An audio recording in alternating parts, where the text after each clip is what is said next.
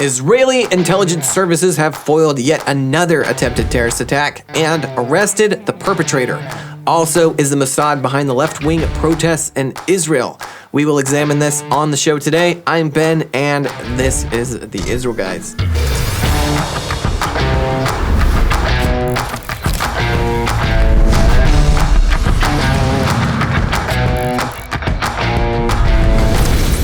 Welcome back to the Israel Guys, where we believe that in a world of Jew hatred and anti-Israel propaganda, you should have a direct connection to the land and people of Israel. Guys, if you like this content, the shows that are coming to you each and every day, don't hesitate to subscribe down below to join our channel and to get these videos delivered directly to your YouTube feed. And if you'd like to have a conversation with us, don't forget to leave a comment down below. I try to spend time answering your questions and interacting with you down in the comments. So if you have specific feedback or questions or anything you'd like to add to the conversation, don't hesitate to contact us like that down below. Also helps our videos reach a broader audience. So in Israel this week, there was a 37-year-old Arab man who tried to carry out a terrorist attack, and he was caught before it happened. This is reading from Arutz Sheva. It says a 37-year-old Arab from the Al-Tur neighborhood in Jerusalem was recently arrested by the Jerusalem District Police in the Old City with his face covered. After checking his information, officers found he was violating his restraining order from the area, which he received for hanging terrorist organization flags on the Temple Mount. Following his arrest, the suspect was transferred for questioning at the David area of the Jerusalem district. The investigation found that the suspect intended to carry out a stabbing attack in Jerusalem using a knife that he planned to take from the kitchen where he worked as a cook. On Wednesday, a court extended the suspect's detention by 6 days until April 17th. The investigation is still ongoing. So he flew a flag of a terrorist organization, maybe Hamas or the Lion's Den or something like that, on the Temple Mount. He got a restraining order of some kind.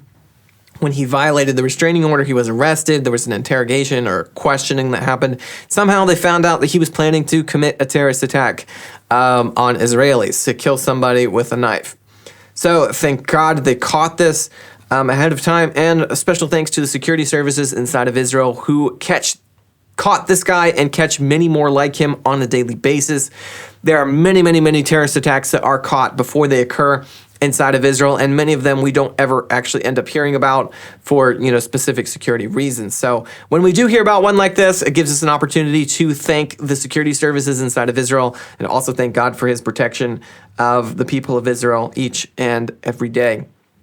So also, as I'm sure you saw in the news last week, there was a massive leak of classified documents from the U.S. government that was leaked by someone. The person who leaked is still anonymous as of this point. And the documents were on a range of subjects, but a lot of information in particular regards to the allies of America and how America spies on those allies oversees a lot of embarrassing information for the U.S. government, to be sure. A lot of information in regard to the Ukraine-Russia war and South Korea and also Israel, which we're going to get into here in a little bit. The U.S. government is scrambling to do damage control to kind of find who leaked this information, to figure out how it was leaked, how they can stop these types of leaks in the future. There's been some hints that this might have been a young man who worked on a military base. There was something from Fox. I'll read here.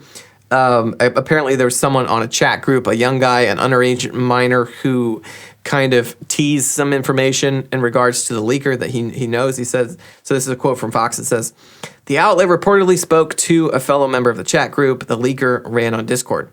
The post-teenage source claimed that he knew the leaker's real name and where he lived, but said he would not help authorities locate him.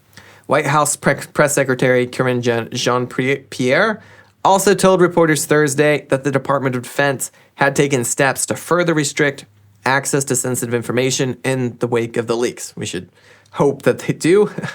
"We're certainly reviewing the national security implications of the disclosure," she said. "And I can add, to mitigate the impact of the release of these documents have on our U.S. national security and also on our allies and partners as well." So in just a minute, we're going to talk about what that means in regard to Israel and also to the Mossad. But first, if you're a young person, age 18 to 35, the land of Israel needs you. I really need you. More specifically, Israel's biblical heartland needs you. For 2,000 years, it has lain desolate, but today it is coming back to life. If you're at a place in your life where you are looking for direction, you need a break, refocus, hear from God, meet other believers like yourself, and grow in your spiritual walk, I have the perfect opportunity for you. This year, we're hosting a special 6-week volunteer program specifically designed for young people. The Special Ops trip will be a perfect mix between a volunteer program and Israel experience and a discipleship program. We'll be working long hours in Israel's hot and dry climate. We'll be planting thousands of trees. We'll be meeting the pioneers of Judea and Samaria and creating adventure-filled experiences that we don't do on any of our other volunteer trips. If you're ready to serve Israel's people in the biblical heartland and watch your faith grow and come alive, the Special Ops program this June and July just might be perfect for you. To find out more, go to serveisrael.com/volunteer or click the link in the description below. Act fast. We are capping this at 50 people. So if you want to apply, do it now. Do it as quick as possible. Go to serveisrael.com/volunteer or click the link in the description below. Okay, so one of the things that was leaked in this batch of classified documents in specific regard to Israel was something about Israel's relation to the Ukraine war. So I'm going to read from Arutz Sheva, Israel National News. They did a good breakdown of this. They said, another top secret document that was leaked and seen by Axios contained a U.S. intelligence analysis of Israeli policy regarding military aid to Ukraine and stressed that U.S. pressure could drive Israel to deliver more military assistance to Kiev. The document, which was first reported by the New York Times, contains sensitive details from U.S.-Israeli consultations on the airstrike campaign against Iran and Syria and Israel's concerns about Russian-Iranian military cooperation. Okay, so according to this one leak document, the U.S. administration said basically that it's unclear who they were actually talking to, so I don't know if this is, this was stated to Ukraine, but basically they were confident that they could get Israel they could convince Israel to send more military aid to Ukraine. So not a good look on the U.S. administration here in specific. Allies of the United States should make their own decisions about what military aid they give to other countries. It should be in their own best interest. And the United States should not be trying to force or convince Israel to give aid to countries that they might potentially not want to give aid to. Not saying Israel doesn't want to give more aid to Ukraine, just saying it should be a decision of the Israeli government and not have direct interference by the American administration. And with that going on. So unfortunately, a lot of this does happen on a daily basis behind the scenes, always has happened. But these kinds of leaks just sort of bring what's behind the scenes into the forefront of focus. And so it does give us an opportunity to hold our politicians accountable for what they are, quote unquote, convincing their allies, across the world to do. Also, there was another document leaked from that same batch that basically said that the U.S. administration or U.S. officials believed that the Mossad was using its agents to instigate or increase the level of the riot/protests that have been happening across Israel over the last couple of weeks in response to the judicial reform. That it was using agents to kind of instigate these riots to maybe grow the number of people. If this is true, and that's a big if.